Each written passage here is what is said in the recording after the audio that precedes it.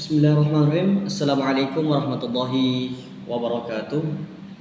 Alhamdulillah rabbil alamin. Wassalatu wassalamu ala asyrafil anbiya'i wal mursalin sayyidina wa maulana Muhammadin wa ala alihi wa ashabihi wa tabi'in wa man tabi'ahu bi ihsanin ila yaumiddin, amma ba'd. Puji syukur kita panjatkan kehadirat Allah Subhanahu wa taala karena Allah yang tak henti-hentinya memberikan kita begitu banyak nikmat, baik itu berupa nikmat kesehatan, nikmat kekuatan, nikmat kesempatan, sehingga kita masih bisa melakukan aktivitas-aktivitas keseharian kita dalam berkah dan lindungan Allah Subhanahu wa taala. Kemudian shalawat beserta salam tetap terlimpahkan kepada junjungan kita Rasulullah sallallahu alaihi wasallam yang merupakan suri tauladan umat manusia, yang membawa umat manusia dari alam yang gelap gulita menuju alam yang terang benderang. Dalam Al-Quran dikatakan minadh dhulumati ila nur atau ila siratim mustaqim. Bismillahirrahmanirrahim. Subhanaka la ilma lana illa ma 'allamtana innaka antal alimul hakim. Rabbana zidna ilman warzuqna fahman. Allahumma shrah lana sudurana wa yassir lana umurana wahlul 'uqdatan min lisanina yafqahu qawlana. Alhamdulillah teman-teman sekalian, saat ini di sini saya akan menjelaskan tentang satu hal terkait dengan mata kuliah saya yang berjudul Kajian Orientalis terhadap Al-Quran. Teman-teman sekalian, perlu kita ketahui bahwasanya Al-Quran itu bukan cuma dikaji oleh ulama-ulama Islam, bukan cuma dikaji oleh orang-orang muslim saja, baik itu dari sarjanawan muslim, ulama-ulama muslim. Lebih dari itu, ternyata Al-Quran ini menarik perhatian para tokoh-tokoh dari barat, dan sehingga tokoh-tokoh dari barat itu kemudian berinisiatif untuk melakukan kajian terhadap Al-Quran. Itulah yang disebut dengan orientalis, yaitu orang-orang yang mengkaji tentang timur, orient gitu.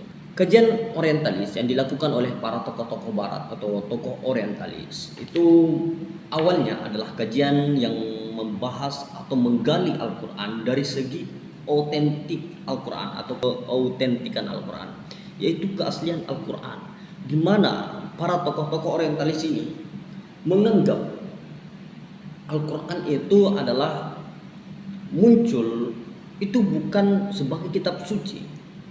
Ya, salah satu orientalis berkata bahwa Al-Quran ini muncul itu bukan sebagai kitab suci, bukan sebagai wahyu, melainkan karangan Nabi Muhammad. Itu salah satu contoh kajian orientalis.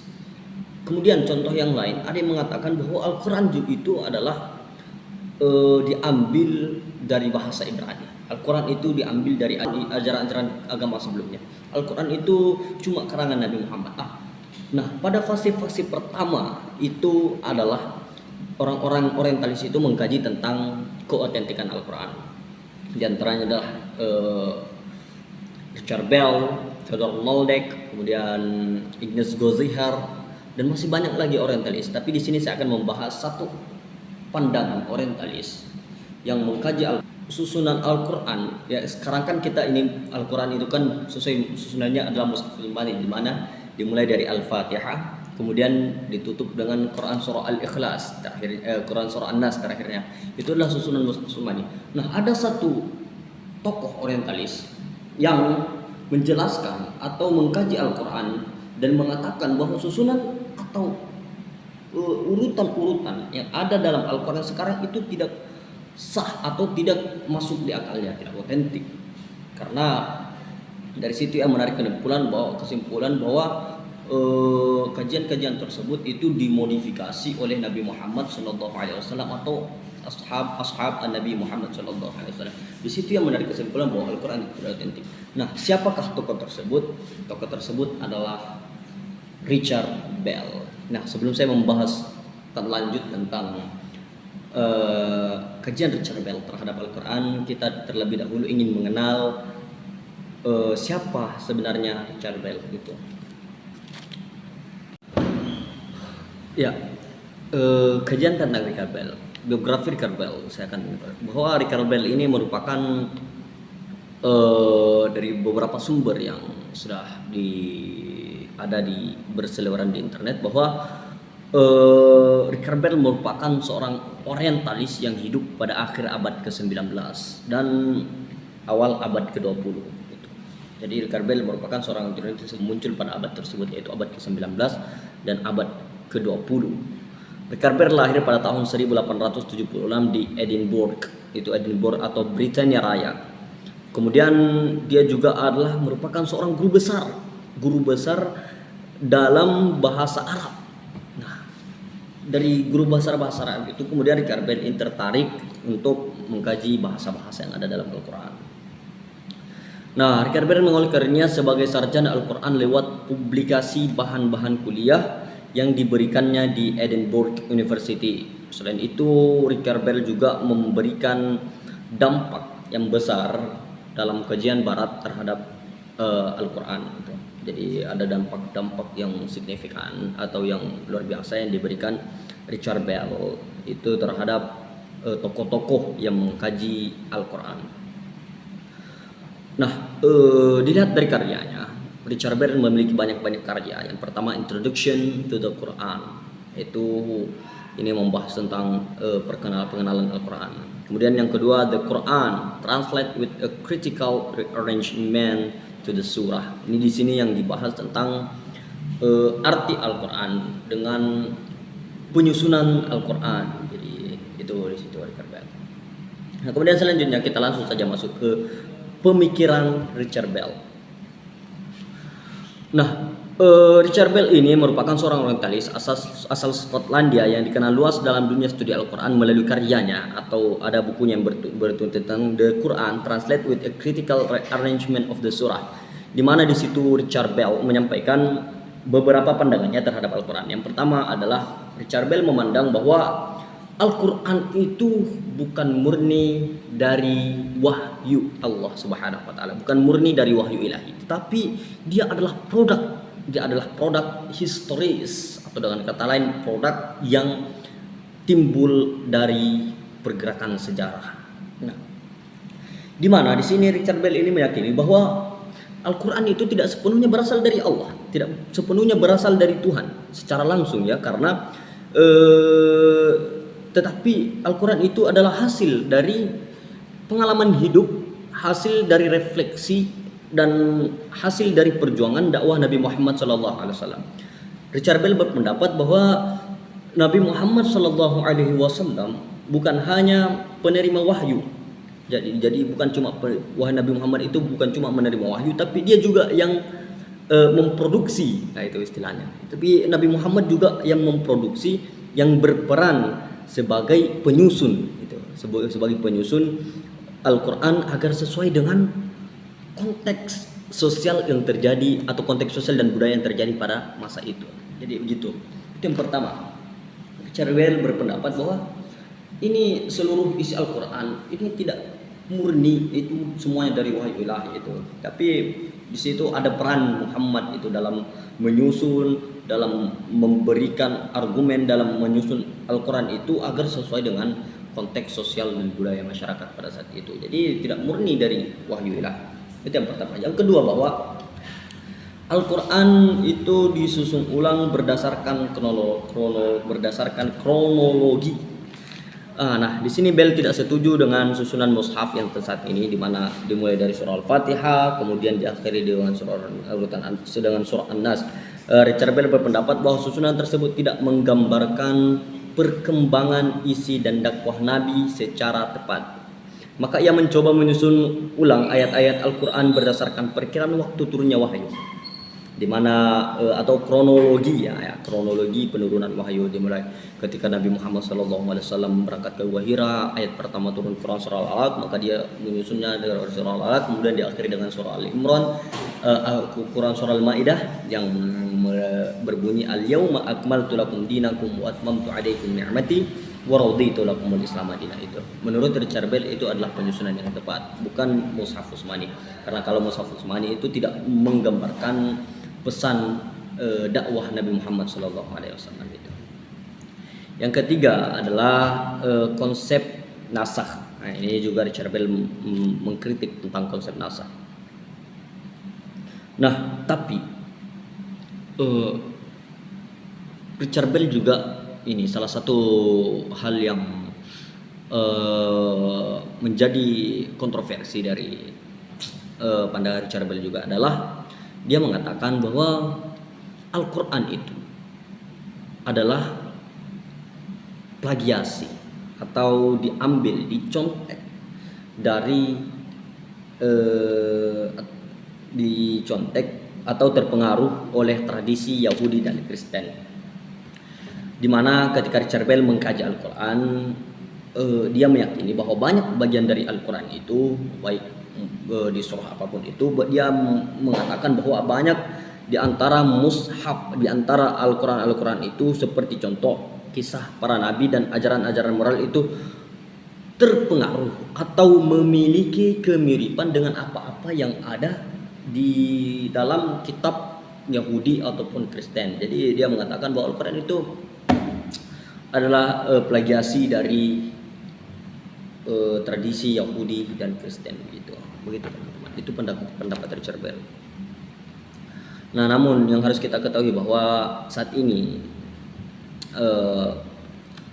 para orientalis yang mengkaji tentang keautentikan Al-Quran atau keaslian Al-Quran itu sudah tidak sudah final atau sudah tidak lagi ada yang memperdebatkan masalah itu. Jadi begitu, karena kebanyakan para sarjana muslim membantah pendapat-pendapat orientalis itu yang mengatakan bahwa para orientalis itu ketika mengkaji Al-Quran dia sudah berangkat dari sikap skeptisme atau dia itu berangkat dari sikap skeptisme mereka sendiri yang belum mengkaji Al-Quran sudah timbul dalam diri mereka bahwa Al-Quran itu bukanlah wahyu ilahi. Jadi terpengaruh dari situ malah maka kemudian kajian-kajian tentang Al-Quran yang dilakukan oleh para orientalis itu terbawa pada keraguan terhadap wahyu ilahi. Nah, selanjutnya teman-teman yang akan kita bahas adalah ini kita sharing, artinya saya bagi ilmu, saya juga boleh dikritik teman-teman sekalian. Saya juga selanjutnya akan kita bahas adalah Anna M. Gad. Anna M. Gad yang merupakan seorang orientalis yang mengkaji tentang konten atau isi yang ada dalam Al-Quran. Ya teman-teman, tadi sebelumnya saya telah menjelaskan bahwa kajian tentang keautentikan Al-Quran yang dilakukan oleh para orientalis itu sudah final, itu sudah selesai. Maka kemudian orientalis ini berpindah topik mulai dari yang awalnya adalah mengkaji tentang keautentikan Al-Quran, kemudian berubah menjadi analisis konten atau isi yang ada dalam Al-Quran. Salah satu orientalis yang membahas tentang yang mengkaji tentang ke isi atau konten Al-Quran itu adalah Anna M. Gad, di mana Anna M. Gad ini berpendapat bahwa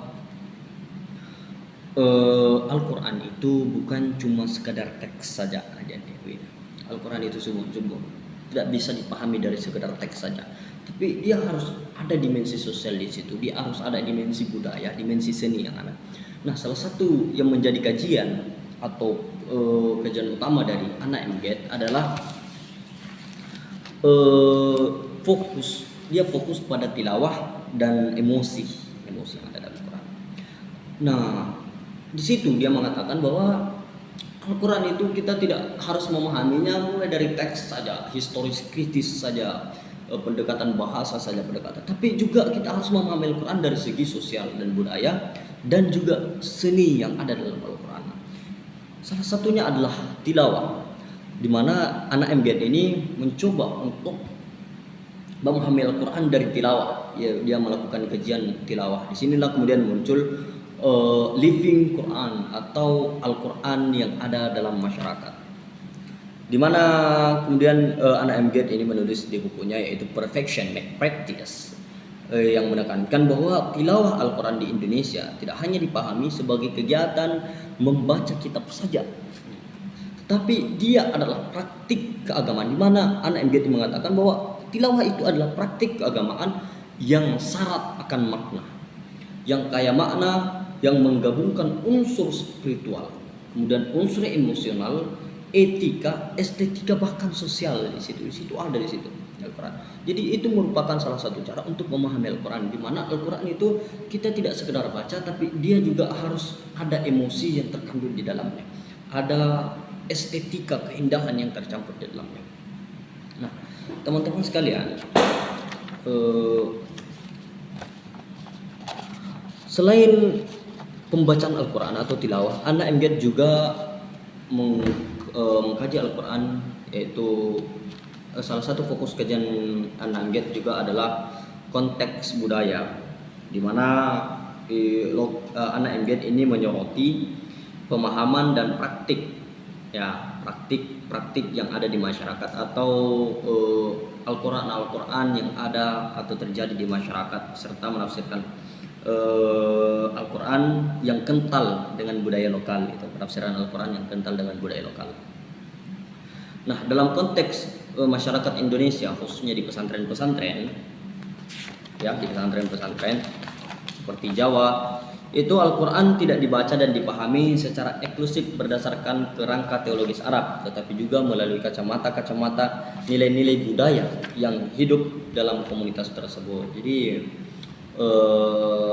kajian anak MGet ini adalah dia merekonstruksi pemahaman yang awalnya itu cuma dari literal saja atau dari teks-teks saja, cuma dibaca dan dipahami saja, tetapi jauh lebih jauh dari itu, ia mencerminkan bahwa di sana itu ada budaya yang hidup dari Al-Quran, ada keindahan yang hidup dari Al-Quran, ada nilai-nilai yang terjadi dalam budaya tersebut yang merupakan berasal dari kerangka Al-Quran. Itu kajian anak MGet terhadap Al-Quran, yaitu tilawah dan lokal, yang terjadi lokal.